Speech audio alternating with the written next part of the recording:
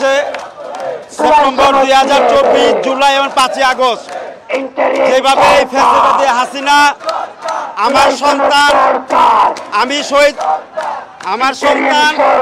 শহীদ মিরাজের বাবা আমি যাত্রাবাড়ি আপনারা জানেন যাত্রাবাড়ি কিভাবে মারমুখ খালি করছে এই ফ্যাসিবাদী হাসিনা আজকে তো এখানে আমাদের আসার কথা ছিল না।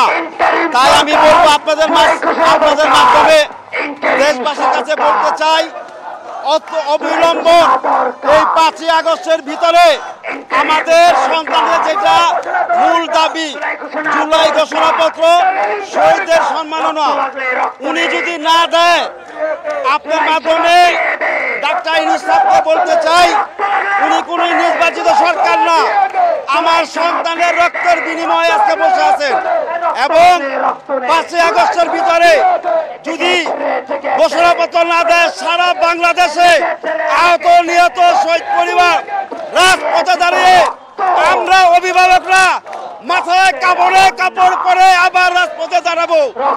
এই 5 আগস্টে আপনার মাধ্যমে জাতির কাছে দেশবাসীর কাছে আমাদের মৌলিক দাবি আমরা দেশ চাচ্ছি না, সম্মান চাচ্ছি, শহীদদের সম্মান কেন দিচ্ছে না? আপনার মাধ্যমে দেশবাসীর কাছে শহীদ পরিবার হিসাবে এই আমাদের একটা দাবি। দুবার করেছিল দিয়ে দেবো দিয়ে না দুইবার দিয়েছে কোনো কথা দিয়েছে কোনো কথা আর পর্যন্ত পাশ করে নাই। এখন আমরা রাস্তায় নেমেছি এখন জুলাই বসন্ত দিয়ে দেয় আমরা চলে যাবো। আন্দোলন করছে রাস্তা জনভোগান্তি হচ্ছে আসলে রাস্তা অবরোধ না করে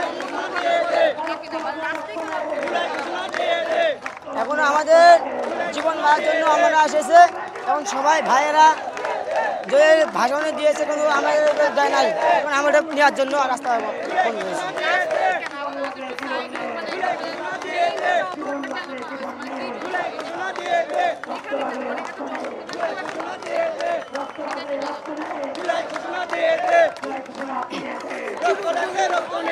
আমাদের জীবন বাঁচার জন্য আমরা এরকম নামেছি এখন আমরা রাস্তা বন্ধ হয়েছে আমার জীবন বাঁচার জন্য। পরবর্তী সরকার আসে তখন আমাদের জীবন কিভাবে রক্ত এই 4টে জুলাই মতন একটা জুলাইকে শেষ করে দেবে একবারে এক নিমিষে।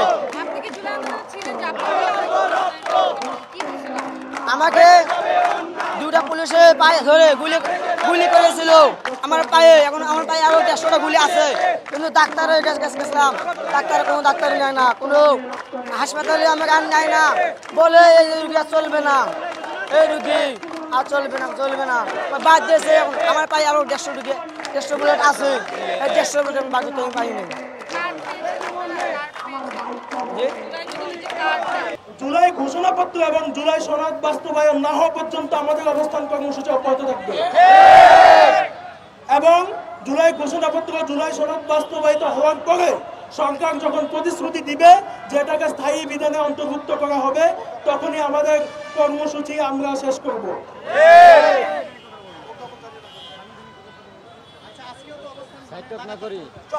আমাদের অবস্থান লাগাতার অব্যাহত থাকবে। আমরা এখানেই নামাজ আদায় করব এবং এখানে রাত হয়ে গেলে আবার গতকালের রাতের মতো অবস্থান অব্যাহত থাকবে ইনশাআল্লাহ। তারা দেখা যাচ্ছে যে বিভিন্ন দলের সাথে রিয়াজত করে দেখা যাচ্ছে আমাদের সাথে এরকম বেইমানি করতেছে, ঠিক আছে? তারা তো এককভাবে দিতে কেউ পাচ্ছে না। সরকারের কাছে যে আমাদের দাবিটা সরকার একা দাবি পূরণ করতেছে না, ঠিক আছে?